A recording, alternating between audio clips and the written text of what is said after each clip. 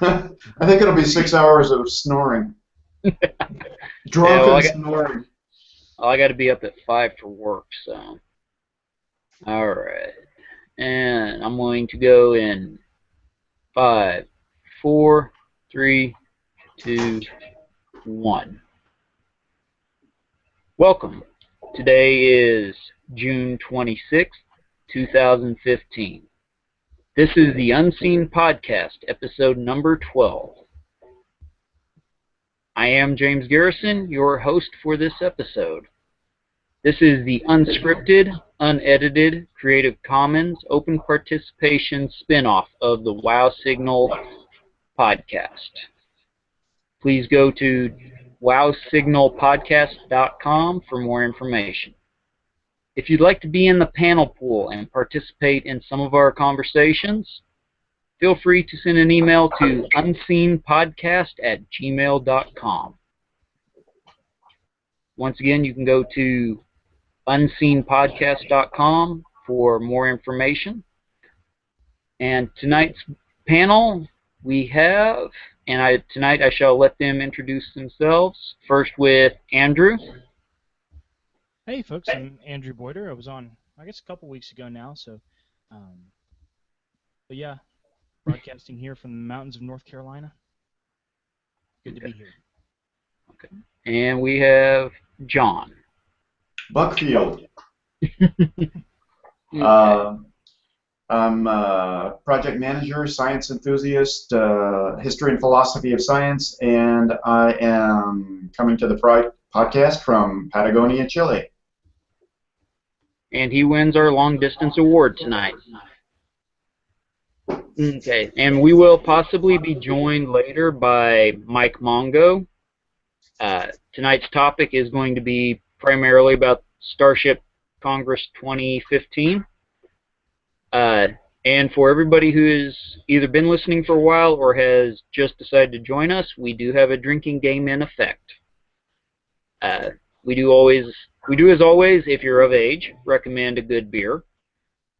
The rules are, it is one drink for the following. Someone mentions or promotes another podcast, which happens quite often. Doctor Who, Star Wars, Star Trek, or any other kind of sci-fi reference. It has to be a real sci-fi, not Dianetics or, something along those lines. If somebody goes on to a wildly different tangent with no segue, listen sharp and you will know when this happens. And anytime a bad pun is made, and just for anybody who may be driving later on, I may exempt myself from that rule. A large drink, or swig if you live in Oklahoma, goes for any time the language is going to go beyond PG-13. So if we say dang, heck, hell, that's fine. We go much beyond that, then you can take a pretty good drink. And anytime somebody goes on a rant. So, as this was, I believe, John's suggestion for a topic, would you care to tell people what the Starship Congress is? Sure. Starship Congress is Icarus Interstellar meeting of diverse set. I think Icarus. I joined Icarus a few years ago, and to my assessment, they have the most diverse group of projects and people, and they're all volunteer, which makes them very very stable in terms of longevity. They've been around for a long time and active. I really like them, and they started doing these congresses.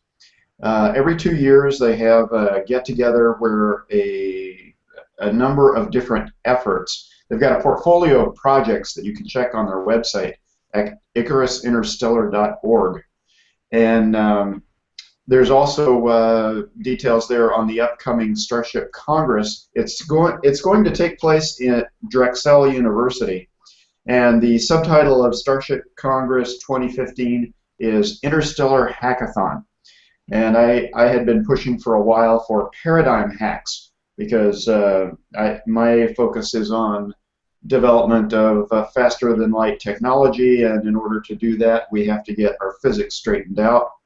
So I'm pushing for development of consistent mathematical models that accurately represent or accurately and consistently represent what we observe of the universe and reality.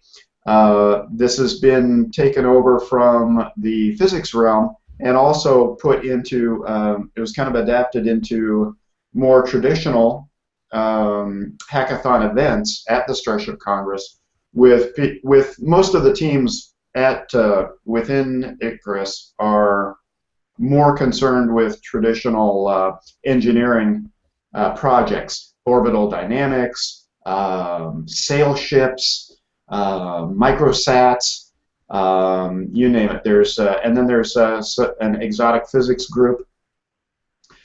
So all of those will be represented at the Congress. It's taking place September 4th and 5th in Philadelphia. And that's the overview. More details on the website. Okay, so it's kind of similar to well, like paleontologists have a convention every year where they get together and discuss new discoveries, new processes, things like that. Yep, and there will be a lot of that kind of interaction. But one of the things that they want to do is actually have working sessions where people are hacking together new technologies, new ideas. For the math work, I'm planning on this Congress being a planning session for math development to take place in 2017. Okay, so it's kind of a combination of Maker Faire and I was wanting to say Science Fair, but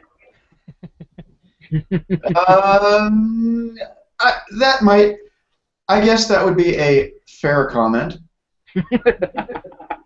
Okay, I'm gonna count that as a bad pun and have a swig of my Herb. Salud. Salud. All right. So, okay, so it's now you said it's primarily volunteer driven. Well, not just primarily. It's everyone involved is all volunteer.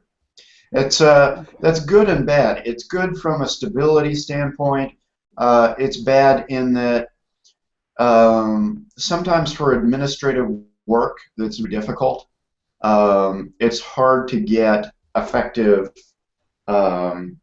progress on stuff that people need to do, but it's kind of boring or difficult, and so you can't really push a volunteer to put in 10 hours on something that's really hard, but needs to be done on a short timeline. Yeah. So it's now there are people who do research, who do presentations of this. Oh yeah, at these events, the people who come together are pursuing. Now, is there any penalty for people swigging when the rules have not stipulated that they can or must? No. Okay. All right, so I should feel free. Yeah.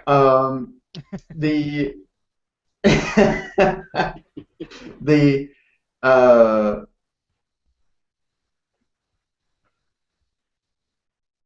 I was so distracted by the beer swigging option that now I don't remember what the main topic was.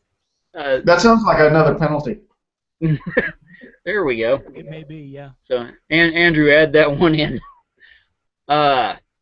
Anytime we're talking about volunteers and what we can and can't do. Talking about people doing presentations of research. You were talking about more exotic physics where they were trying to work around the faster than light problem, which, given the energy constraints and masses involved, you know, that's going to take probably a whole entire new type of physics just to get around that. Well, it's That's true, but it's generally acknowledged within the physics community that we need an entirely new set. Well, I'm not going to say an entirely new. For example, like when Einstein came along, we didn't throw out Newtonian mechanics. Newtonian mechanics is as accurate as you need for just about anything you're going to do. And one of the things that I like to point out about how these scientific theories work is that for most things in life, um, it's optimal for us to assume that the Earth is the center.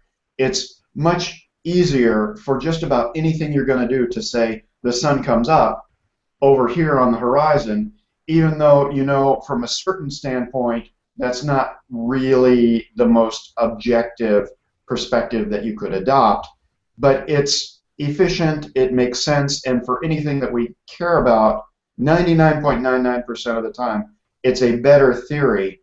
And another example of that would be we like to make fun of people we call flat earthers. But the fact is that anytime we want to bring up Google Maps and use it, unless you're showing it on a holographic display or something, if you're showing it on a flat screen, you're using a flat Earth model, and your brain is translating this flat image into a representation that you can use. And that's the important thing. These models that we use, the question from my field, the project management field, is it effective? Is it good for what you need it to do? And so from that standpoint, and what we know about the way science develops, we can tell a lot about the kinds of things that physicists should be looking for to solve their problems, which they say need a revolution, because quantum mechanics and general relativity don't work together, along with there's other anomalies. And so they need that revolution, and then the faster than light people need a revolution. So what I say is, let's bring those people together with experts in how scientific revolutions happen, and hopefully something productive will result. Okay, I was looking at the website and I'd seen that the 2013 was basically the Starship Congress was broken down into each day they were talking about their plans for 20 years, then 50 years, and 100 years on out. Mm-hmm. This one here seems to be primarily workshops more than, it says, let me see, the hackathon will be built around workshops and punctuated by speakers from deep space science community. So it looks like it's going to be primarily, and a call for papers also, which means there will be a few presentations. Yeah, typically there's for most conferences, there's a no paper, no podium rule, so that your material can be vetted prior to getting up and boring a big audience with it, or actually offending them. I've been at events where people were upset by the topic being kind of pseudoscience. You want to make sure that if you're going to be bored, at least it's accurate science. Yeah. I was gonna. Okay, that was gonna be a whole bottle right there if I'd said that. Hey, James, are you getting low audio from Andrew? A little bit. Okay. I can boost a little bit here. Okay. That sounds better. Let's give that a try. Yeah. It's much improved here. Okay, perfect. Okay.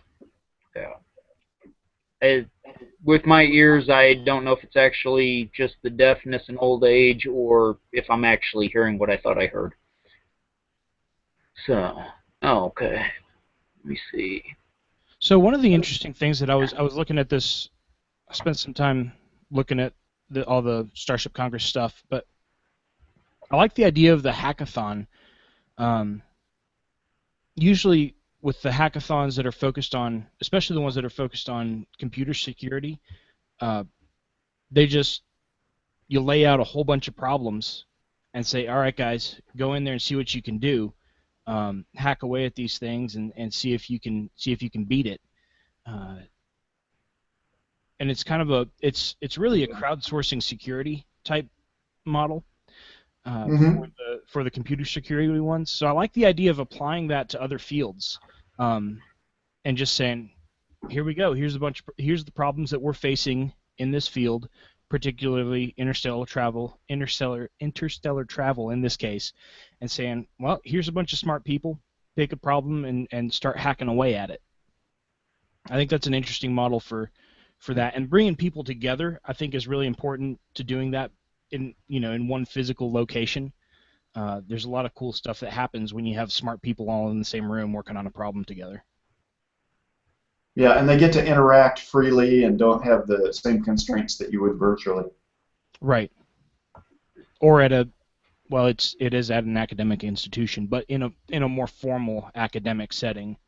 Mm-hmm. There's probably some other things that you can do here that you wouldn't necessarily be able to do if you have 5 professors in a department working on their own research. Definitely. I said it looks like they're, like you were saying, they're trying to get a bunch of different people together from different, just physicists. They're trying to get engineers. They're trying to get. It's very similar, I think, to how kind of NASA got put together originally. Well, They there's start a pulling heavy in. NASA presence at these events, and also some very innovative people. If you go to the Icarus Interstellar website, the latest blog post is Rachel Armstrong, who is heavily into adaptive and almost living architecture. I think probably there will be genetic engineering for structures, but she's very big on kind of modeling living systems in architecture so that it's self-repairing, that it collects its own energy, that it is not a. She points out that in cities, the what cities do is they lay out something that's completely alien to the biosphere and largely a dead zone in terms of being able to just sustain humans. It's we have buildings that we have to serve instead of they serve us, and they're non-interactive, and she's very big into taking this sort of perspective that is that I think is very well. It's one of those rule-breaking paradigm changes perspectives that leads to revolutionary new models and new hypotheses. And so she'll be one of the probably a plenary or probably a plenary speaker. I'm not sure exactly what she's scheduled for. Anyway, her work is really good, and there's a number of people. Most of the stuff is very traditional with the aerospace. When you mentioned NASA, it made me think about the aerospace aspects, which most of the research is involved in. Traditional propulsion. There's this guy named Zach Fayes who is a real sharp younger guy, and he's working on this thing called Project Voyager, which they're doing a lot of high precision orbital mechanics calculations. There's traditional propulsion, like you were talking about. For me, I think that most of these propulsion things, sail ships, and these other concepts that are being pursued within the different volunteer groups, for me, these are mostly in-system technologies. The relativistic speeds, assuming that you could generate the kind of energy and using traditional propulsion methods, let's assume you could sustain 1g acceleration using something. You'd have to sustain that for years. to me, crossing the intervening distance between point A and point B is probably not going to work. Keeping people alive, traditional propulsion is probably not going to work, I don't think. But if that's the only way, and a journey that takes, you know, thousands of years or even centuries is not really what we would consider travel normally. That would not be something that we would call travel. We would call it like a family you know, vacation. well, it's a long-term migration or something. Yes, colonization Yeah. over centuries. It's why they're looking. Some groups are looking at doing the colony ships, Yeah. the generation. Now, something you said a little bit ago kind of intrigued me on the adaptive architecture. Hmm. You said that she's kind of looking at genetic engineering of, which is making me think of Farscape and the Leviathan ship. But Well, Frank, I don't know that I've sort of added that in as a society and a side. I can't really oh, vouch for whether or not okay. she's looking into that, but that's my read on where the natural progression of her kind of ideas would go. Yeah. Well, see, I would think that using nanotech, Oh, using wait a nano, minute. You said would be Farscape, so more. that's a dream. Yes. Oh, Okay, and I'm going to follow that But up with a next generation reference. Are either of you guys next gen fans? yeah. I've watched a little bit, not much. Okay, there was an episode kind of later in the series called Tin Man. Anybody remember that? Vaguely, It vaguely was a familiar. living ship. Its crew had Okay. died, and there was this um, kind of troubled, highly evolved telepath. He was a oh, what's that race that Deanna Betazoid. Troy was? Beta Z. That's it. He was a Beta Z, kind of born telepathic instead of like developing his skills uh, during adolescence, and it made him a basket case. And he was a first contact specialist with really strange alien creatures. He goes off and meets this thing, and it turns out that it's a very lonely ship because there was some accident and its crew was lost. And it was super sad. It had been wandering around, ready to kill itself near a supernova. And so that was I thought that was a great idea that they had kind of played around with. But I think that the idea of engineering buildings that can provide what we need, they can do. I mean, if we can get our genetic engineering down, we could have buildings that collect. You know, their surfaces are plant-like. They take the oxygen that we or the carbon dioxide that we exhale and respirate that, making, you know, naturally fresh air for our interiors. They can route in light. Um, these ideas that she's exploring are really they I really think they're the way to go. I can see that, Yeah, it but I looks like would she think has a. that we would be. Go ahead. Ann. I was just gonna say she's involved with the TED Talks. She's part of that thing, so I'm gonna have to go watch some of hers. And she sounds really interesting. Not just from a well, it sounds interesting for application to cities and to buildings and the way we live here, but even more so to how do we apply this stuff to interstellar travel? How do we put this stuff together with a ship or a ship of some kind, interstellar travel that supports us rather than us having to do all of the support on the ship. Hmm. Yeah, I And can see living that. systems are good at that kind of thing. Yep, and a system like that would be good for a generational ship too. Hmm. Exactly. And I was thinking nanotech would be probably more suitable. You were talking about repairing a structure, doing things like that. I think controlled nanotech would probably be a little bit better suited for that. Because if you're relying on an organic system, and this is coming from someone who's had his share of cuts and scrapes and whatnot, you can't always rely on the body to repair itself in the exact same way it was before.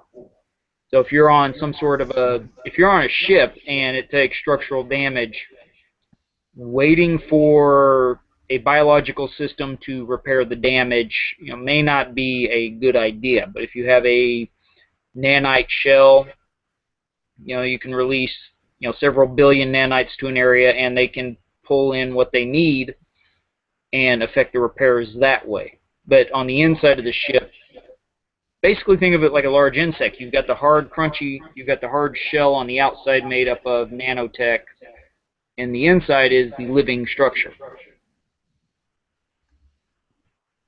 Well, I think there's a lot to be said for that. I tend to sort of see biological, like DNA and cells and such. I kind of look at those as nanotech, because to me the difference is, well, the difference is we haven't really got machines that are good at building up DNA strands from scratch. We don't have them yet, but I think that's going to come, and then we will build up DNA strands, or something.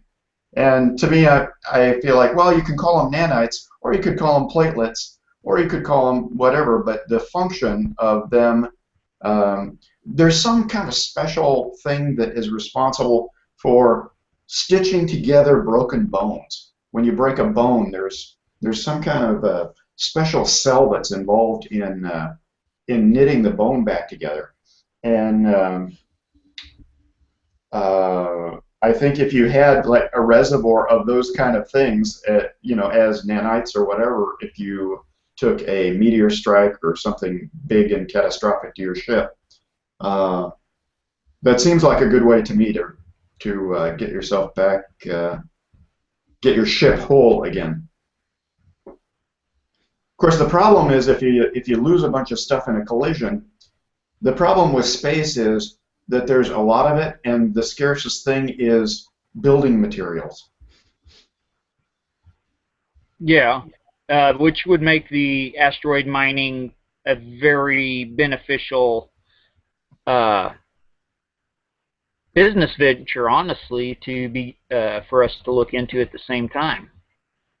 Have you ever been to one of these presentations or seen these by the Deep Space Industries and Planetary Resources? I haven't personally. I always, when I first heard about this, I thought this idea of mining asteroids was absolute crap. And I went to a presentation by Chris Lewicki with that opinion. And I thought, this guy's resume sounds pretty good, but he's spouting this idea that cannot work.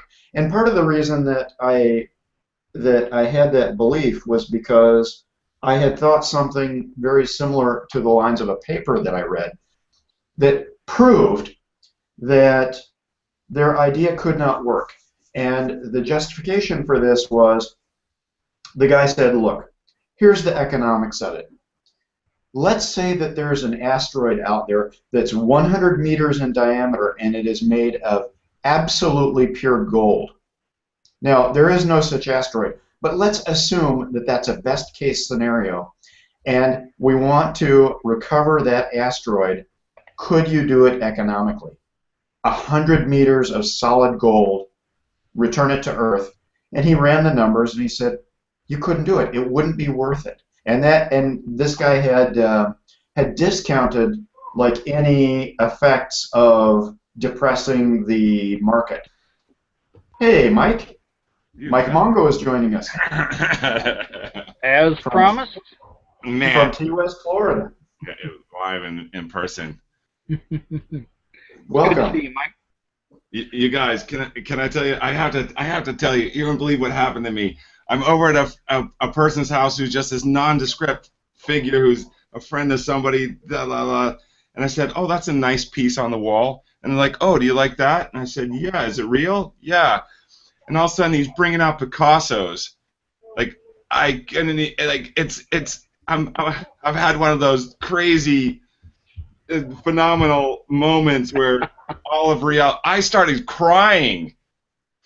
I couldn't even believe it. Like, are these real? It was just one of the reality is so crazy, man. Well, we'll forgive you for being late because you got to see Picasso's. Oh my Google. I'm blown away. I'm sorry for missing out earlier. How's the podcast been going tonight? It's been pretty interesting. We've gotten the drinking game established fairly well. What? Drinking? You can drink drink a podcast? That works? We're gonna find out. The rules are posted in the chat window. I bet this is a lot of fun since Paul's not here. I mean, just do whatever we want. Oh, Mike, you always say that. Why are you always giving Paul such a bad time? It's like having your dad around. I guess that makes me daddy today. Wow, that's kind of hot. It's marriage equality day, man. At least somebody thinks so. It is marriage equality day. This is a momentous occasion. Yes, sir. Yeah. Even anyway, I was just talking about my conversion of my opinion on planetary resources business model. You're no longer an atheist. You're welcome to the team. I'm a true believer in planetary resources business model now. Oh, okay. Wow, that's cool. As opposed to before, where I was very dismissive. Are you talking about planetary society or planetary resources? Planetary resources. Which one had the spaceship funded? The light sail. Oh, that's society. Yeah, that's Bill Nye and Planetary Society. They broke $1 million. Really? You guys didn't know this? You guys didn't fund it? Don't admit that in the podcast. Don't admit that. I'm lucky. I'm been lucky to fund myself. Let's see. Kickstarter light sail. Let me look at this. It is 241,000. That's impressive. 23,000 backers. Bill Nye is the science guy. Yeah. And Mike, I believe you just hit Rule 3 on the drinking game. I'm not playing any game that rules. That sounds scary. Hey, Doctor Who, sci-fi. No, it's the someone goes on a wildly different tangent. Oh, wow, that's interesting. You know what? I want you to know that I don't really think of Paul as a dad figure. He's more like a next-door neighbor. Who doesn't keep his dog off your lawn? No, he's your next-door neighbor who's a NASA scientist who's really into random esoteric guitar music. Oh, Does it this weird garage in the back with some kind of Yes. project sticking out of it? Definitely. Did you say project or feet, Andrew? Yeah, both. Okay. Okay, I'm gonna go ahead and pull this back onto topic because we can really go down a rabbit hole in this one. Mike, as you know, today's topic is the Starship Congress. Hold on. Hold on. Can I say something special, like my people would call special needs before we jump on that? Okay, because I was going to throw a quote out right quick, but Okay, go ahead. Before you do that, I just want to ask a really stupid, terrible question. Am I supposed to be recording? Okay. No, that is being handled on my end and the man behind the curtains end. Okay, so I don't have to be recording for sure? I'm 78% positive. Buck, are you recording? No. Okay. Oh wait, All right. I can make sure that everything gets recorded. Yes. Jihad, jihad.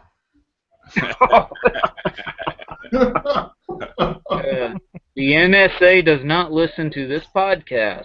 Prank podcast. Prank podcast. Yeah. Let's just put the tinfoil hats back on. Okay.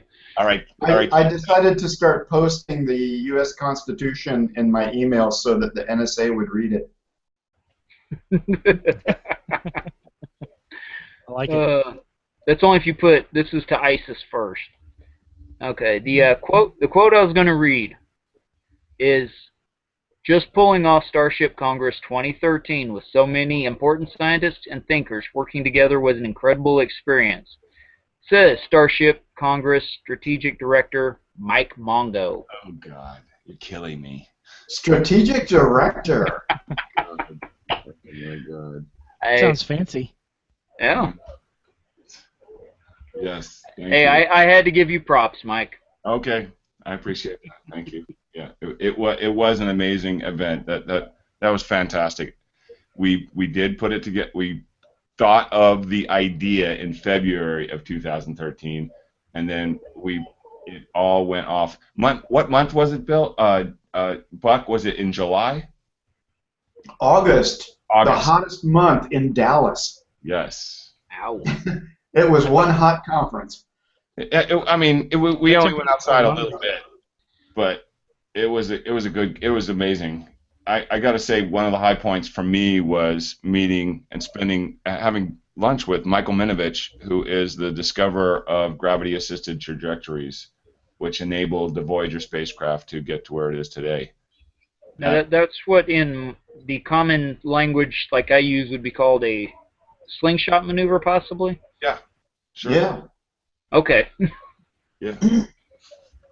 We wouldn't be where we are today without it, and he was looking at how we would launch things, and there would be a wobble.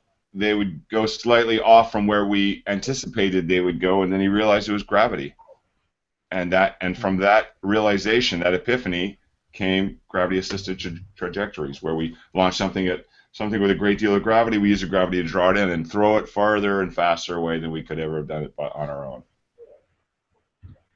Okay. And for slowing down.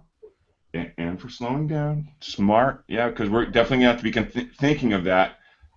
Like when we get things to the speed that we have got them to get the New Horizons spacecraft out there and the Dawn spacecraft and the Voyager, slowing them down is actually really a big challenge.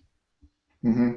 That's one of the major obstacles for instance, of interstellar space exploration. Since we're on the subject with Starship Congress, slowing down, getting up to speed is a lot more doable than the slowing down part. Well, that's one of the things when I was looking at one of the Icarus studies, which I asked. I think I was asking Kelvin Long about it, where the mission parameters called for separating and dropping off like empty fuel tanks and these other components of the spacecraft to lighten it. And I thought, well, look, these gigantic fuel tanks would make great braking surfaces, or could be retasked for other things. And you already invested a huge amount of fuel in getting them up to speed, and you've also got something up to speed with your craft that is the most valuable thing in interstellar space, and that valuable thing is you've got matter. You've got machined metal, and this object that you can task for something. If it's only to be as a surface, a resistive surface that will slow you down at the destination, it's still something. And I don't know how familiar you are with the development of the Apollo program, but during Gemini, one of the things that put Neil Armstrong in the top seat for Apollo 11 was his work in Gemini, where they had a catastrophic problem, and they started to get into a tumbling roll, and they thought, well, maybe they were in a docked position. They had a capsule docked with a target, and they said, well, we're not sure where the problem is. We're going to separate and hope that the problem is with the Agena target vehicle. And so they separated and found out, no, it wasn't. It was with their capsule, and now they were just a capsule by themselves without the resources that were available on this target vehicle that was kind of slowing down their spin. And they were near blacking out. They were near like the limits of people's ability with this thing tumbling in a gyroscopic way. They were near blacking out when they Neil Armstrong had the idea to use the reentry control thrusters to slow them down. So, but the thing that they learned, I mean, one thing is having a level head is vital, but the other thing is keep any resources that are available around unless you're absolutely sure that's the thing that's going to kill you. So as far as these braking and other maneuvers, I think it's a huge problem, and the Icarus mission design team was well aware of it. I think some other systems information would be helpful on their next crack at it. Can I ask a related but possibly tangential question? No. No, you can't. You mean a question after this one? Right. Yeah, it wasn't just that one. Okay. Why Icarus? I can answer that. I was going to say, I was wondering that too. I got that one. Oh, sweet. Oh, cool. Okay, so here's the deal. I love this actually, and we got that. I asked it when I got involved with Icarus, because I got involved with Icarus around 2011. Okay, and officially around 2012, and I said, as a person who's really sensitive to brand ideas and so I said, why Icarus? Didn't he get killed? Didn't he fall from the skies in front of his dad, and that was the lesson of the story? Well, as it was explained to me, that's how we know the story. Mm-hmm. But in fact, what happened was that Icarus fell out of the sky, and he washed up on the shores of another land. The reason we don't know that is because it was a distant land, and he went off and had his own story and his own adventure separate from the one that we know and remember. With a different world, with a different people. Right. Okay. Yeah, that makes sense. Okay. It's a great. I love reboots. Yeah.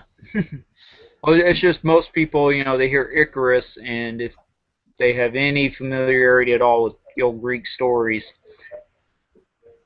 yeah, they're going to think, why would you name it after?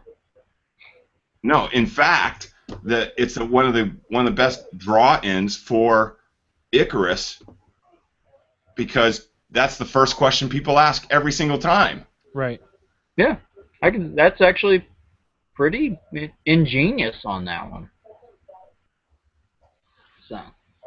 Oh yeah. So and with Icarus Interstellar, when I mean, I got to tell you, I've read it so many times in comments about Icarus. Wait a minute, you named your interstellar company Icarus? Mm-hmm.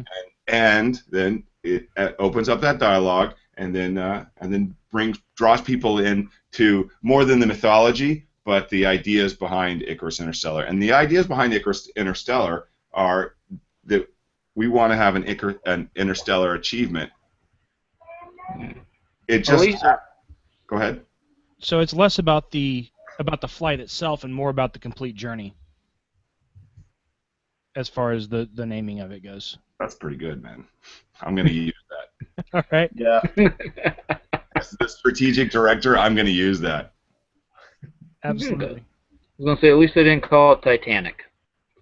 Oh, that's not funny. That's not funny. Not everybody died. Oh, come I'm gonna look. Yeah, but you can't float on a door in space. I'm gonna look up noteverybodiedied.com right now.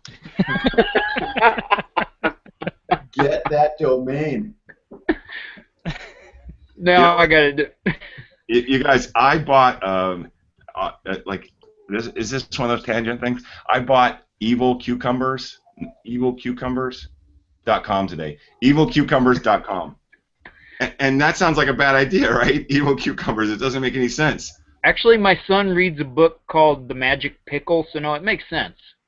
Okay, so Oh, it's the Magic Pickles evil cousins. .com. So and so I had a friend today, and here in Key West, all kinds of stuff happens all the time, like Picassos and iguanas and pickles, and a friend of mine brought in some pickles and asked and gave them to me, and they're delicious, and I asked if somebody else would like some, and then this young woman in the room said, "No, pickles are cucumbers dipped in evil." And I said, "Evil cucumbers." .com. I'm buying. Salute. And I bought it, evilcucumbers.com, which I think is the best name for a pickle company ever. Yeah, that's You pretty can good. have Kirk and Off jokes. If you get that started, you just have to. Biggest thing should be you sell bobbleheads. Nice. Pickle bobbleheads. Pickle bobbleheads. Yeah. If I could say it, I would buy it. Picklebobbleheads.com. Pickle bobblehead. Pickle Oh, bobblehead. that one can go south real fast. Uh-oh. On, yeah. Here, I'll pull this. Equality! I was gonna say I will pull this back up. Did I tell you guys I had a special guest coming today? Yes, you said something about that. Well, guess what? They just showed up. Ah. Ladies and gentlemen, Andreas Tiziolis, president of Icarus Interstellar. Ah. Well, it's a pleasure to meet you, sir. Hello, gentlemen. Pleasure to meet you. You have me at you have me where you got me here, because I'm just in between locations right this moment. So this is for everyone that's watching. This is really live. Okay, Dr. Not a Tiziolis, live accident. you don't have to drive and die. You're allowed. We're doing. It's all audio. You're allowed to turn. Okay. You look nice. Yeah. Sounds good. Yeah, I've never seen a live stream car wreck before. Yeah, you're about to. This is like where the cops pull me off and I say I was on a podcast with these really awesome guys, and they're like, oh really? Like let me tune in and write you a citation. So Depending on where you're at, they may not know what you mean when you say podcast. He's in Anchorage, Alaska. right. Yeah, just tell them it had nothing to do with reindeer. I'm in Key West, Florida. He's in Anchorage, Alaska. We're diametrically opposed. Oh, no. John's in Chile. No. I'm in Patagonia. You got nothing on me, man. Yeah. No, we You got wanna the whole talk globe south? here. I'm so south, it's winter here. Oh, that's a nice. All right, Dr. Tiziolis, we were just talking about Starship Congress. We were talking about how 2013 started. We were talking about the mythology of the name Icarus in relation to Icarus Interstellar. James Garrison is leading the show tonight. Paul Carr is he's like the dad of the podcast, or I think we've agreed upon he's the next door neighbor of the podcast, even though he runs the whole thing here. But he's given us control of everything tonight. Wow. What will you do with all this newfound power? Did you hear the evil laugh that James just gave? Yeah.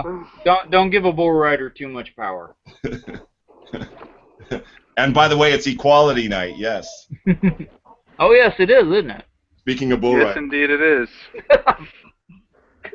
That's the third Brokeback reference tonight. Yeah, but James, you were the first. You were the groundbreaker. Yeah. Well, I believe it. Just for that. All right, so it kind of now that There we go. Oh my God. Oh, that's great. Oh my God, he's wearing a cowboy hat. Oh my God. You A black cowboy hat. Don't ask about the Spurs. don't ask, don't tell. It's behind us now. Yeah, it is a wrong season for a felt hat. So So, okay. since we're And here, then, since we have Dr. Andreas Tiziolis, President of Icarus Interstellar, here on the podcast, the Unseen Podcast. so, Let's talk about 2015 Interstellar Hackathon. Let's do it. okay. Well, I would like to.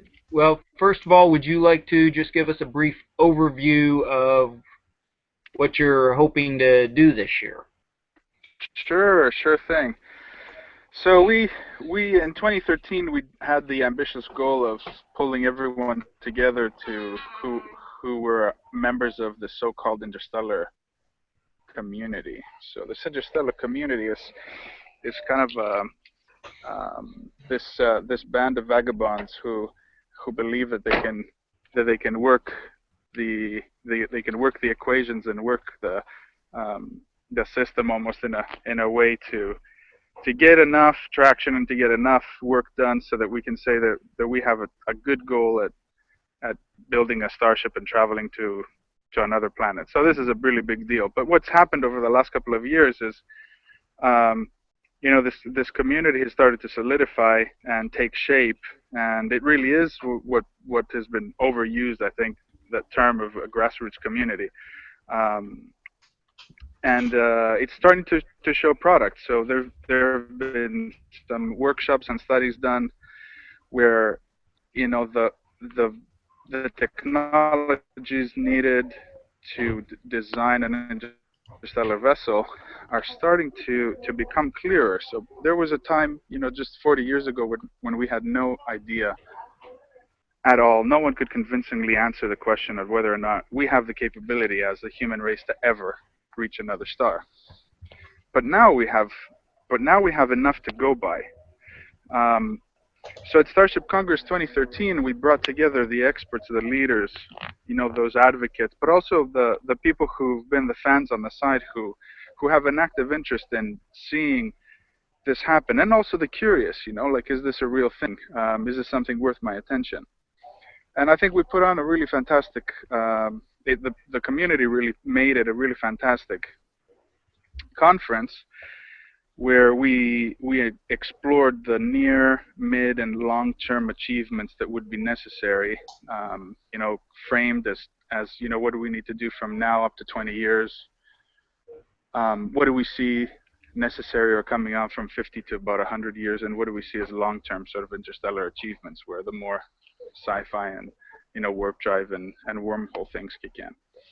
So the near-term stuff would be things like CubeSats, interstellar probes. The midterm things would be, fusion, nuclear powered, or maybe some very large solar sail technologies, and so on and so forth. So we really framed the question, and the value of putting everyone in the same room and saying, this is where we are right now, and let's move on to the next step, was really what got everything started. So what happened subsequently, within Icarus Interstellar was we saw, the beginnings of what I like to call the serious work happening. So we recruited we started a couple of university chapters. We have 2 chapters right now, and one at Drexel University and one at the University of Miami. They are taking active part. They're participating in the research topics themselves. I have to interject. Dr. Tiziolis, is it an opportunity for other people to start a chapter at their college or university? Certainly, yes, there is. That's a really good plug. Yeah, thank you. So you can get a hold of us by emailing us at info@icarusinterstellar.org. But I would welcome a personal email at Ziolas, Tziolas, at icarusinterstellar.org. If you go to our website, my email is on my profile page. I didn't mean to interrupt. Carry on. No, that's okay. And just let us know that the what your interests are, where you're from, and what you intend to be working on. So Icarus is different from other space advocacy groups in that we're not a space advocacy group. Like we model ourselves on a research organization, with the caveat that we're volunteer based. So we take advantage of the time and effort and just the intellect and the excitement that all those scientists who would like to work in such a groundbreaking field may not have the opportunity to have. So it's kind of an oddity. Like we have a combination of students, NASA engineers, professors, self-taught laymen, the complete novice who's sort of risen to the height of being an expert in thermal modeling or in fusion engines of a certain type, and so on and so forth. And everyone has a place in the team. What we want to do with Starship Congress 2015 is sort of a radical experiment, like a deviation from the norm in what we see with a lot of conferences. Because we're a young organization, we can afford to take some risks, and that's something really exciting in my book. Like to try an experiment, to see what works, to see what we can achieve as an organization, trying to forward this message and the need and the motivation for interstellar flight. So we're taking it a piece at a time. So right now, with this conference, we want to see if we can get students, specifically students, actively involved in the research topics. We have these chapters. So one of the things that is getting that's always on the mind of a student is to get a job, right? So they're graduating soon. They have this passion. That's what's been driving them to go through school. And now that they're coming out of school, many students unfortunately have to abandon their passion and just take the first job that will pay them. If they're lucky, they'll get a job where at least some of their ideologies align with that of their employer. Like a lot of students graduate and then they don't get to go in the field. Like people pursue degrees in astrophysics or aeronautics, and they don't get to work in those fields. And you're saying that you give people the opportunity to express those professional career goals? Exactly. Yes. Thank you, Mike. That's the unfortunate truth. If you're lucky, you're one of those people who ends up heading straight into NASA and into a researcher's position and into a researcher's position in the field that you're actually interested in. So if you're not lucky, then you're working, wherever you can find work, so to speak, as an engineer or as a scientist or physicist or whatever you are, mathematician. So what we want to do at this conference is put the two together. So let's make a conference that's dedicated to interstellar flight, where we actively involve students, where we're calling in companies to have a job fair, and we're putting them under the same roof, and we're saying, this is a conference where you're going to learn. We're going to have a proper conference, with technical papers and so on and so forth.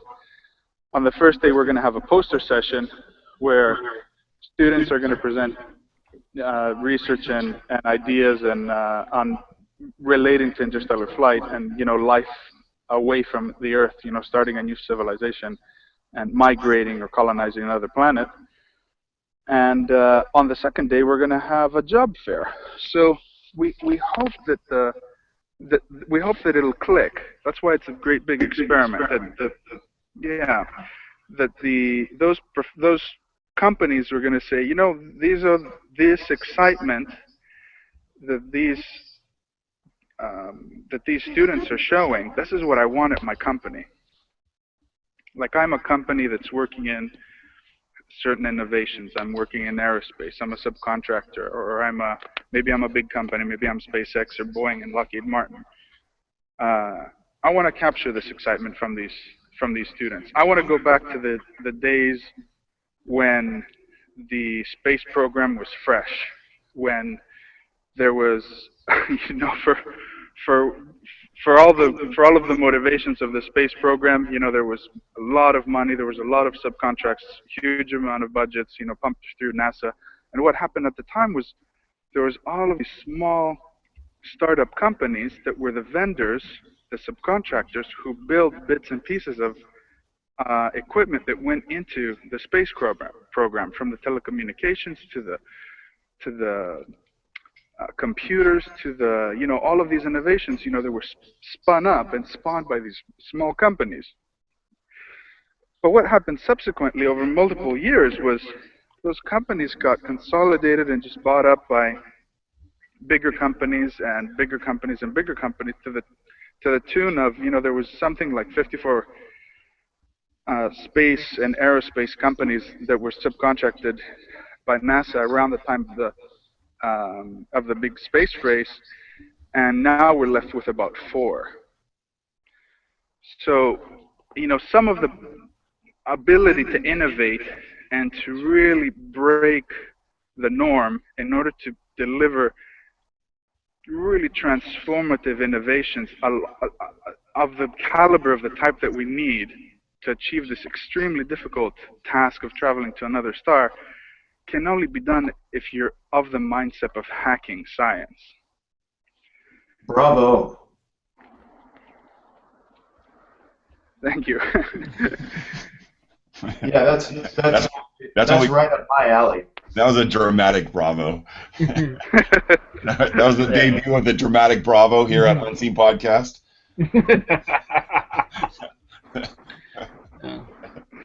So that was a long-winded answer to your question of what we wanted to achieve. It's no, I have a question, and if I may follow up the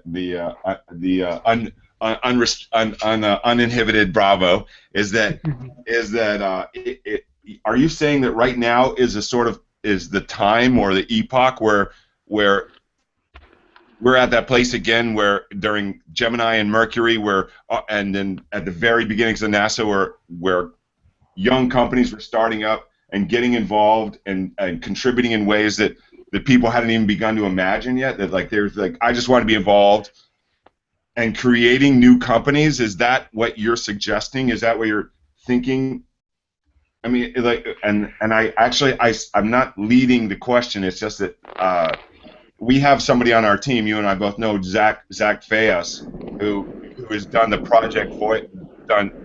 created Project Voyager for Icarus Interstellar, and that is what is that project? I'm not specific on that. If you would. Yeah. So Project Voyager is a project that is completely homebrewed and spun up from within the team.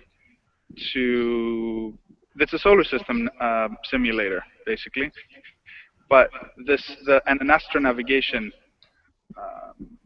simulator.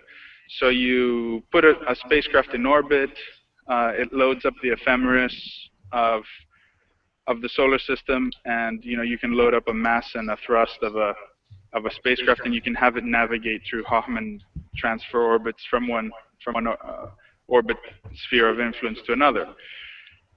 But we're Icarus Interstellar, right? So we're more interested in how to escape the solar system, and the programs like GMAT and the others that the National Space Agencies use, they don't have full-blown ephemeris for interstellar navigation. We don't have a space map or an ephemeris for where Alpha Centauri is and of the nearby solar system, what's called the solar neighborhood. So Zach and his team have done this amazing work. They're using Unity, and the intention is that this would be, at least a large part of the program, will become open source. But this is the first and only full-blown astronavigation system that's ever been written up by just an independent team. The implications is that we can start planning missions to other stars and really doing detailed calculations for things like navigational control. The more we get to know the local interstellar neighborhood, what's going on in the Oort cloud and so on and so forth, the more the outer solar system becomes known, the more details we'll have to build into this system. And if I could, I could return to your first question on whether, where are we right now as a civilization? Like, are we on the precipice of something new? I think that we can all sense that we're in this really peculiar calm before a storm, and that storm is going to come in the form of this. The future is going to rush up into us and into our faces in a really surprising way.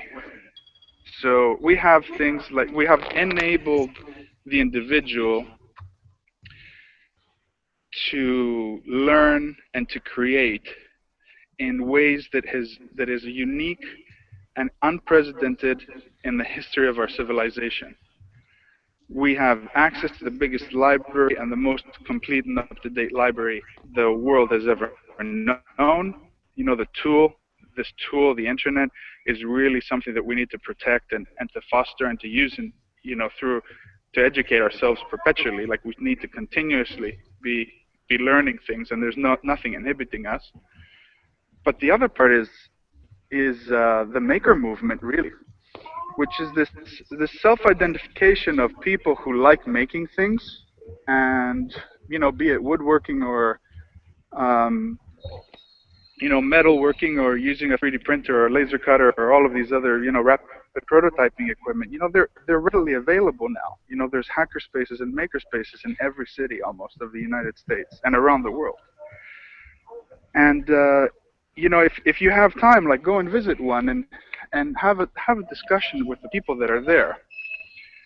They're kindred spirits. There are all these, for lack of a better word, there's all these nerds and geeks who once upon a time used to be looked down upon, right? Like, you'd be like, hey, you're a nerd. Now the nerd rules. If you're a nerd, you know how to do stuff that common humans, don't know how to do. So the nerds have inherited the world, and they're cool. They're super cool because they can do all this stuff. So when you get people able to iterate designs and upload things like that are useful, right? If we say that we're iterating a spacecraft, case in point, we're iterating an interstellar vessel, and this is a thing that's online. One person by themselves cannot solve this problem. This has to be a global endeavor, because it involves everyone and it affects everyone. We're talking about from the most beautiful rendition of the story of interstellar travel, which is the completely utopian Star Trek. We just want to explore, and we're a nation, and we're a culture of explorers, and we just love discovering new things and unraveling the universe, to the most dire motivation, which is there's an asteroid on its way, and we've got a decade or two, and then it's all over, and we've got no way of saving ourselves, and that could happen. So if you look at a map of the asteroids that we've discovered, they're reaching like the several millions now, and the better our telescopes are, the more we're discovering. So the solar system looks like a needle in a haystack if you try to find the Earth. The fact that we have developed spaceflight but have not capitalized on it for the survival of our planet and for the pleasure of being a race of explorers, of really owning up to that, is something that is really unforgivable. And whether or not we're going to blame one national space agency or another is soon going to be a moot point, because we will be able to do it ourselves. Groups of individuals and civilians will be able to participate and to affect our future in space as a civilization.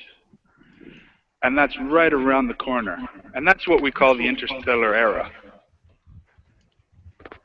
Okay, okay. I have to interject here. I know. Mhm. I don't want to hog the bandwidth. Did anyone else have something to say? I had actually a quick question.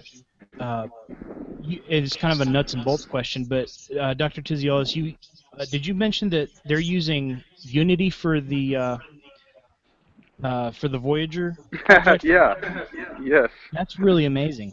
Yeah. Yeah. It's they've got some really cool features in there. I mean, Unity has a VR plugin Hmm. for Oculus, and it's just seamless. I mean, you can plug it in and have a look around the solar system, and You should probably it's say what Unity is for people who Right. don't know. Like me. yeah, yeah. Go. Oh, Yeah, and I so can. Unit. Oh, You can go ahead. explain. Yeah, go ahead. Okay. No, So that's okay. Unity actually it's a video game engine. So they use it to build video games that work, cross-platform. So you write your video game for Unity, it works on a Mac, it works on a PC, it works on uh, they can do it on Xbox and PlayStation. But Unity recently went to a free model, and I'm assuming that this is part of why they're using Unity. It used to cost several $100,000 to buy a license for Unity, but now that you can download it for free, you can use it for projects like this. So that's really incredible. Yeah, it is, and it's so flexible in its implementation, and the libraries keep on growing of the routines that people are writing for it. It's one of those things. You know, you get into Unity, you have access to libraries of mathematical engines and like floating point calculations, which like let's admit it, the hardest thing that a computer does is run your favorite video games. Right. So if we're sitting here and we're trying to calculate interstellar trajectories, like you can beat yourself over with a stick, try to do it in Excel, or you can write a subroutine and try to do it in Unity and have it done in literally like a tenth of the time, and Right. visualized beautifully and rendered and all this cool jazz. Okay. John, did you have a question? Who was that? Was that back to me? No, I was asking John if he had a question. did did you say Mike?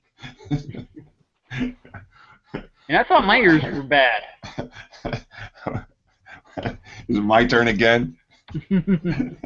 So the thing about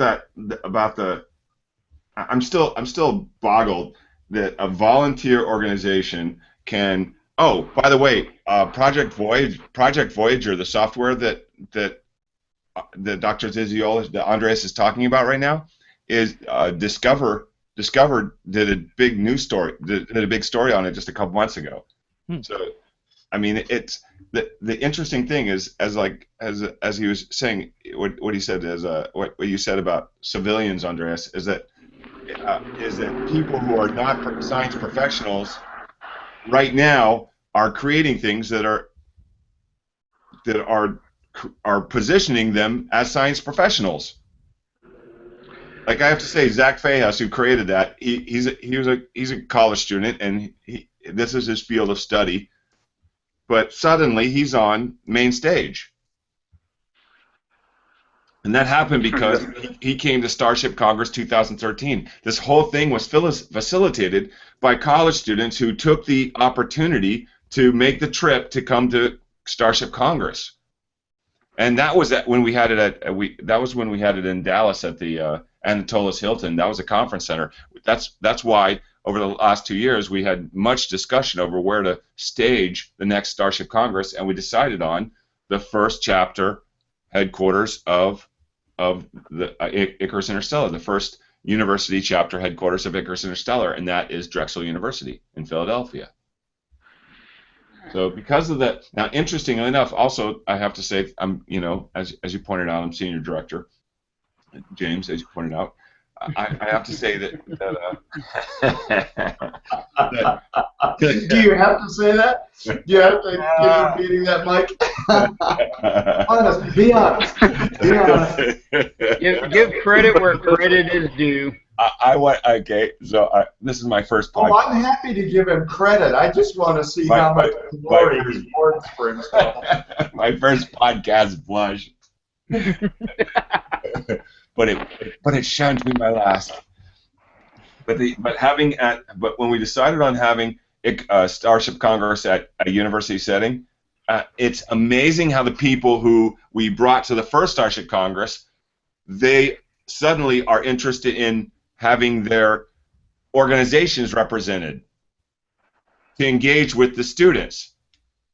And so I am thrilled because of we got Zach Fahas from Starship Congress 2013, and we weren't even at a university. He had to journey to get there. He's from Canada. So he had to come to Texas, which is not even like another planet. The Canadian will melt down there. And he has to get a visa to travel. At Drexel, we have a built-in student body who are interested in it. The faculty is interested in engaging the students that they know to be interested in space and science at Starship Congress, and we just don't even know what's gonna transpire.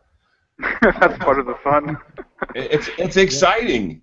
That's part of the fun. It's gonna be crazy. It's really gonna be a madhouse because you've got these young kids walking up. You're gonna have these young kids walking up to these aerospace companies, these sort of button-down blue-collar, engineers who have now become managers because their company told them that they need to take more responsibility. And for the last 25 years, they haven't actually done anything. And these students are going to be, hanging off of their heartstrings, basically, going, try to remember why you were interested in science and engineering in the first place, and hire me, hire me, So it's going to be a very sweet, that's how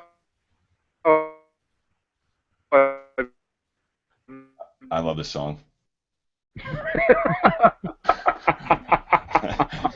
That's how I envision it. It was the secret of the universe.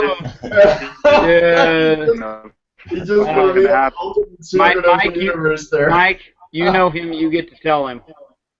Okay, so Andreas, everything you said came across as robot talk.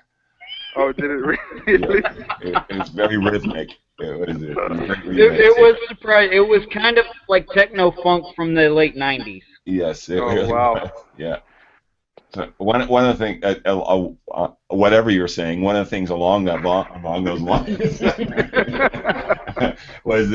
that remember I remember you were standing there when it was you. There was Kelvin. Bill Kress was there. We were standing around. I think Richard Obusi and Michael Minovich, and then I think even Ian O'Neill from Discover was there, and Discovery, and then this boy walked up. He was 14. He saw that Starship Congress was taking place in Dallas. He told his mom, "I want to go to this." She bought tickets to. They paid for the admittance to the summit, and then he's standing there on the periphery of our group, and I see him standing there. And I spoke with him earlier. He's 14, and I say, Dr. Michael, I think his name was Cameron. I said, Dr. Minovich, this is Cameron. I can't remember his last name, and he's made this journey to come here today. He stopped the entire conversation, whatever geek-minded thing we were all talking about, and he stopped and just turned to the kid in front of everybody and says, "Your job is to move," and he pointed to his heart. And he says, "Your job is to move from here, whatever you have here, to here." And he pointed to his head. And then he signed. He presented there. He brought new work. He signed his new work. He brought. Remember those copies he passed out to everyone? That was genius. Mm-hmm. He gave a copy autographed and named to that young man. That young person, that 14-year-old, was changed. I mean, do you remember that moment? I do.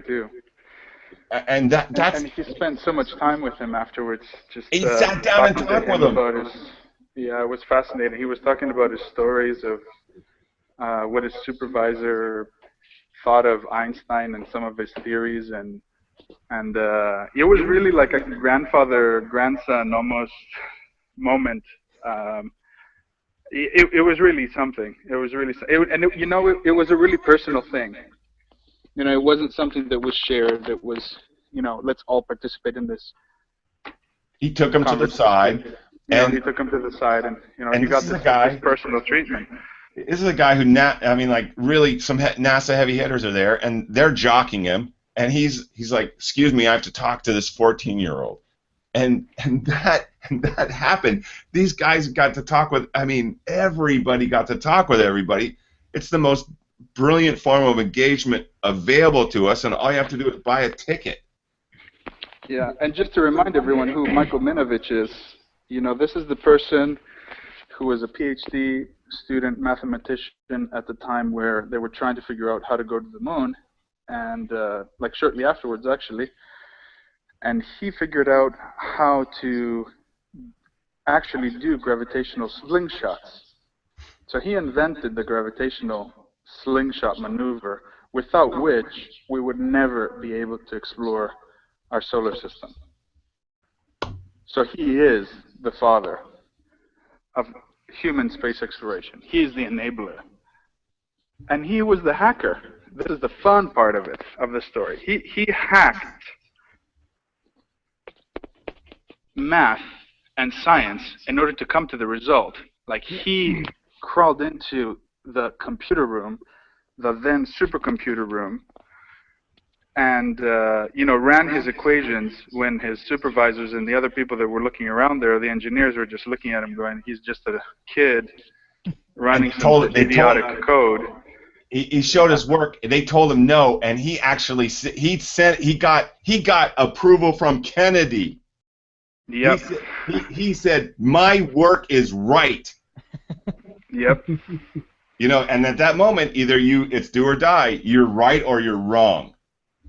And it was him, the supervisor, and Kennedy. And Kennedy says, this guy, him. Yep. And he took his work to that level, and that's the level of attention that we were paying to space at that time. And these are the people at Starship Congress. I want you to know I was happy. As strategic director of Starship Congress. I'm growing comfortable in this role. As a participant, I was thrilled, man. I was thrilled, and there was a ton of people who are women there.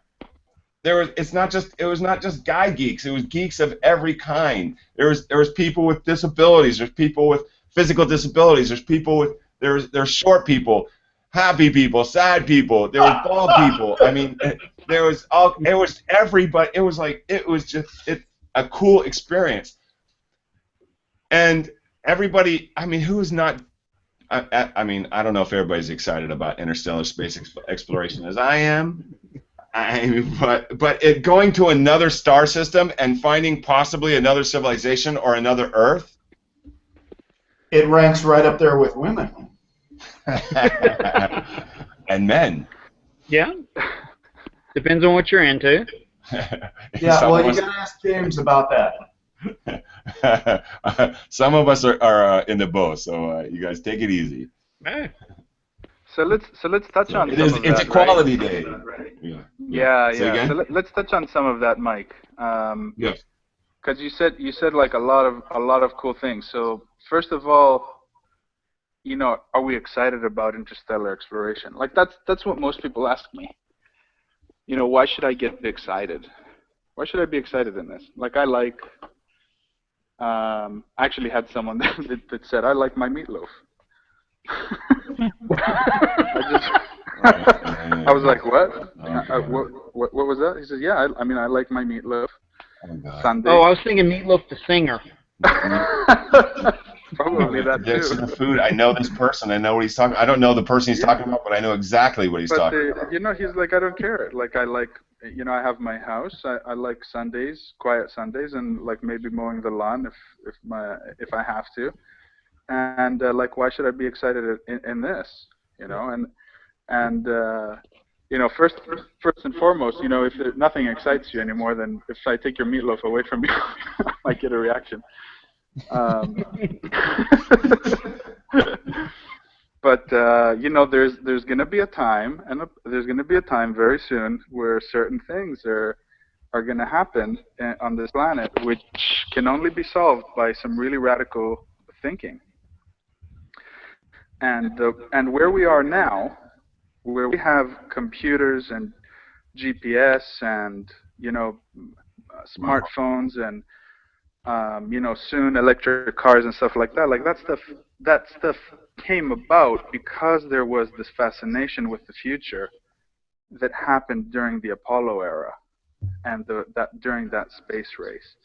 And it was sort of a shot in the arm for global culture. And we haven't had one of those in a long time. And it's kind of hard to describe. Like, I don't know if I'm getting my point across, but there's every now and then a culture, a planet now, because communications and everything has made the planet one thing. We need a shot in the arm that says, you know, we need to stand up. All of us need to stand up and pay attention to something. That's not going to come from our generation. It's going to come from the next one. Okay? So we're not doing a very good job in cleaning up our planet. But the next generation, for example, if you ask any young person of age 8 and above, if you ask them if we need to protect our atmosphere, and if we need to invest in renewable energy sources, and if we need to really pursue clean energy and things like that, there's no question in their mind that this is a necessity. But the people who are making policy, you know, there are old tainted people. You know, we've been trained and learned things from maybe 20, 30 years before us. So there's kind of this generation lag of what's important at any given time on our planet. And those almost genealogies of thought get crumpled together at one node when this moment happens, when everyone has to stop and take notice on what's actually going on this planet. And that happened when we explored space. It has to happen again, and it's going to happen again. Now, some other things might intervene, like we'll see robotics have a wild have their day. You know, like robotics will really join us, just like smartphones have joined us. Like, we'll have robots doing things left, right, and center for humans, assisting us in various tasks. We'll have the Internet of Things be something commonplace, like anything that has electric charge going through it is going to have an IP address, and I'll be able to control it without wires, you know. We'll have things like, you know, finally and hopefully some advances in some useful conclusions from the Human Genome Project. You know, we'll solve the common cold. You know, some amazing things will happen. But how does that affect, you know, how does that affect like that big standpoint where where our civilization stops and says, where are we? An amazing thing is going to happen soon. Like, we're going to explore Pluto. We're going to finally take pictures and probe, and the scientists will take data and they'll be amazed, and everyone else will just look at the pictures and say, okay, like, that's what Pluto looks like. Once we've done that, we are done exploring our solar system. Like, and what I mean by done is, obviously, we haven't explored everywhere, right? Like, there's places even up here in Alaska where I live. If you start walking in one direction, you're going to walk soon. Within a couple of hours, you're going to be somewhere where no human has ever been. Like, it's that big and it's that vast and it's that sparsely populated. Like, what have we not? How much of the moon have we not explored, and how much of Mars have we not explored? We can keep on exploring that, but we've been there. Okay, and to a young person, That is not interesting anymore. That's not interesting. We've been there already. And I used to do this experiment with my students, where I'd ask them, what is, like rank the planets in terms of interest and fascination to you. And every now and then, like I'd leave them like think about it. It doesn't even matter. What is this?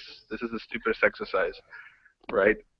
At university, I'm ever going to do an astronomy lab, and they put 1, 2, 3, 4, and every now and then, almost in every class, someone would say, Dr.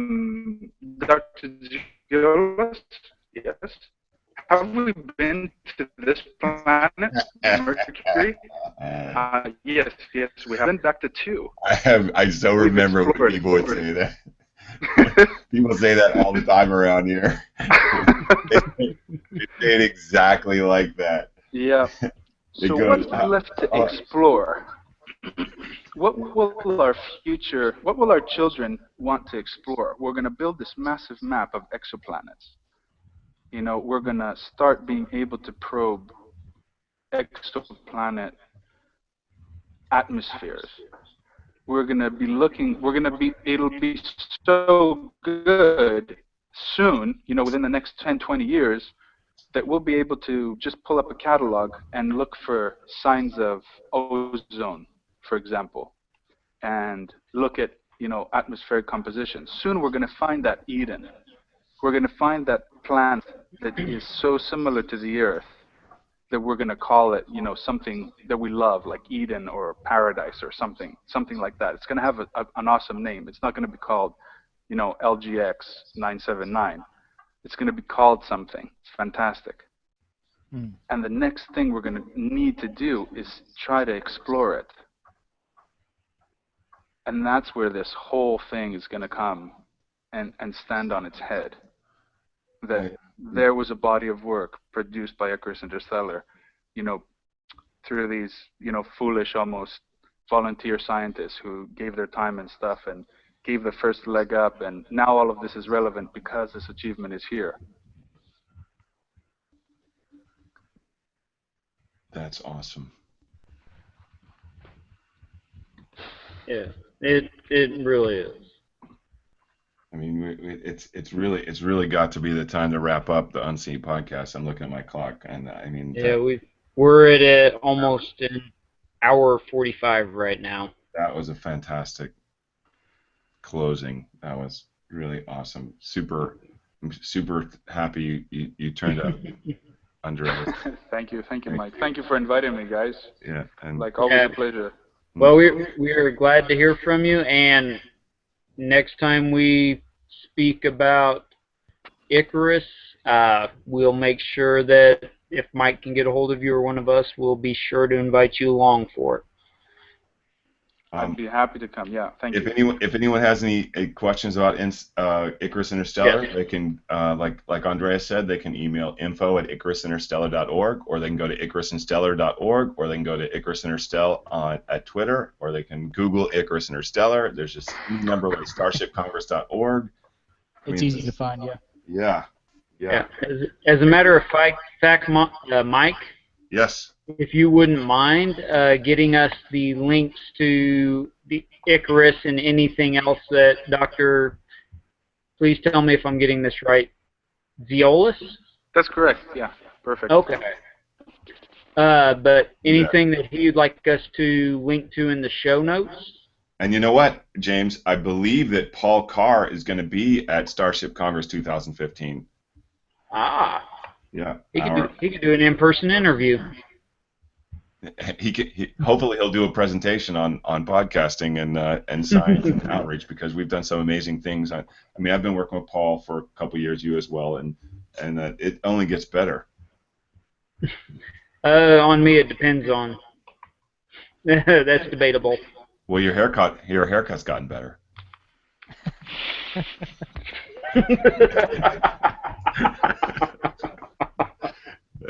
All right. Thanks for having me, man. I love being on the show. Thank you. And thanks, Andreas, for being here too. That was really cool. Yeah, that was fantastic. And Andrew, I didn't really get to spend quality time with you, man, but hugs and kisses. Yeah, absolutely, man. It was good to meet you. And Buck Field, I think, disappeared. I don't know where he went. Yeah, I think he had to leave. So, but it was good seeing you again, Mike. Yeah, teamwork. Yeah. All right, so who's doing the outro? The outro, that would be me. So you get to listen to my Okie drawl for just a couple more minutes. So, okay, I would like to thank everybody for coming in and talking to us, starting with Dr. Andreas Tziolis, and then we have Andrew Bointner.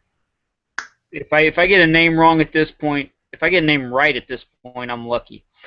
And then of course we have the one, the only Mike Mongo, and John Buckfields had to leave a little bit early. So, but I would like to thank everybody for coming in, talking to us about Icarus. This has been a very interesting podcast. Any last words, starting with Dr. Tziolis? Looks like we lost him. We lost him. So he gave his last words. He gave his last words. Always better than the last meal. Okay. Andrew. Yeah, no, this was a great episode. Really enjoyed hearing about some of this stuff. And, yeah, check me out, D.A. Boyder on Twitter. It's been a pleasure, guys. Yep. Good to hear from you. Mike, any last words? I'm grateful to be here, James. And yeah, I am. I love Unseen podcasts. I've become a big fan of this body of work, and thanks for hosting the show tonight. Okay, well, I'm glad everybody seemed to enjoy it. So, okay, and then for everybody who's listening to this, if you would like to help us, iTunes reviews are always a great thing. You can also go to the Wow Signal, join us on become a Patreon, support us that way. Once again, like I said, I would like to thank everybody who came in, spoke for a while. This has been episode 12. Please go to theunseenpodcast.com for more information. Definitely, so you can check out the links to all the different speakers and to Icarus and everything else that we've discussed about, or we've spoken about today. Sorry about that, the Oklahoma came through. And hopefully we be able to talk to everybody again on this topic later after the conference has gone through. So, and as I'm being informed, I am James Garrison. I was your host for this week. So you poor people. Yay! And we will see you from 1 week from today with new guests and more than likely Paul Carr as the host. So thank you again, and I hope you enjoyed this episode. All right. All right. I'm going to go ahead and stop, and as soon as I hit stop broadcast, it'll stop recording. Okay. So, all right. Paul, you want to pop in for just a second? What do you mean? Sure. Paul's here! I'm magic! No! I've been hearing all the bad things you're saying about me the whole time. I can summon the spirit of Paul. Well, I thought that was just a picture with the mute button on. Oh, wait a minute. No, hold on. Okay. You know he did hear everything you said, right, Mike? What? No, actually I didn't because I wasn't paying attention. Okay. Yeah, don't listen to this one. No, you did great, James. Thanks. All right. Well, I'm glad you guys thought so. I know I mucked it up a little bit at the beginning. No. Well, I mean, the technical stuff is always, it's always a muddle the first time you try it. Don't worry about it. Yeah, and I'm through like my fourth Guinness now. Now, the problem is that I have is you should have a video on your YouTube channel that is all of this. Yeah, I got to jump over. If you can find that and send me the link to it, that would help a lot. Yeah. I have recorded. In fact, I'm still recording. Let going to stop recording right now. Yeah. Oh, I am too, but I know as soon as I hit stop broadcast, it's going to cut the signal with you guys. Oh, that's okay. No, well, actually, no, it won't. Yeah. It will still be in the... I don't think it should cut the signal. Should just take it off live. Oh, hold on. I may have just made a big mistake. Hold on. Uh-oh. Oh, no. Oh, crap. What? I just delete the whole freaking thing?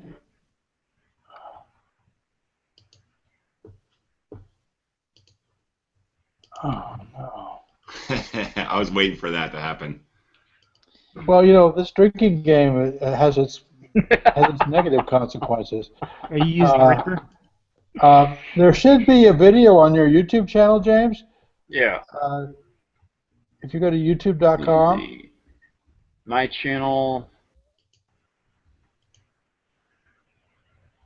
which basically means I should be able to see what's going on right now, right?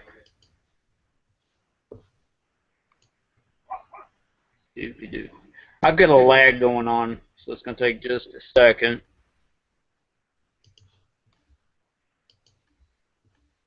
Hope we don't lose you to this tornado that's bearing down on your house. Now that's actually Andrew. I've got clear weather. Oh, Andrew. Okay, Andrew. Yep. All right. Unseen podcast 12. So I just looked. There's another one there of me just staring at the screen. There's one of you staring at the screen for about 30 seconds, and that's not very helpful. And I just that's not helpful for anybody. The whole audio that I just recorded for like the last hour and a half. I've done that before. Reaper, why didn't you tell me? No, you did tell me. Not your fault. Okay. I see you right now, Paul, on you. Okay. There should be a video. You're on to YouTube. Are you still on the air? Yeah, I think it's I still got on some there. nasty feedback going. Yeah, it says live here on the upper corner. I've always Give me built this just a second. but I will chop off this last bit of crap All right, here. I'm going to stop the broadcast and see what happens.